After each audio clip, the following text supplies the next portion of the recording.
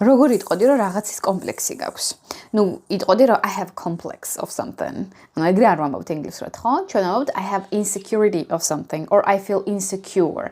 ანუ სიტყვით რომ გადავთარგმნოთ არის დაუცველად გრძნობ თავს რაღაცის გამო. მაგრამ რეალურად ეს ნიშნავს იმას, რომ რაღაცის გამო კომპლექსი გაქვს. მაგალითად, I feel insecure about my fingers. I feel insecure about my accent. I feel insecure about my, I don't know, body or whatever, right? რაღაცის კომპლექსი მაქვს და რაღაცა არ მომწონს ჩემში.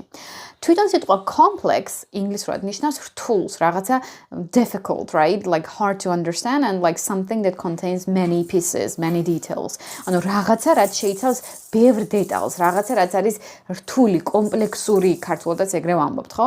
ბევრი დეტალისგან შედგება. მაგალითად, this topic is really complex, I can't really understand it. ანუ ძალიან რთული თემა არის, ბევრი დეტალი აქვს და ვერ გავიგე, არ მესმის ეს თემა. Is that clear? გასაგებია? თუ რაიმე კითხვა გაქვთ, აუცილებლად დამიწერეთ. თუ მეტი საინტერესო ვიდეო გსურთ, აუცილებლად გავუმყევით. თუ ინგლისური სწავლობ გინდათ, აუცილებლად მომწერეთ ახლავე. Thank you for your attention. Bye-bye.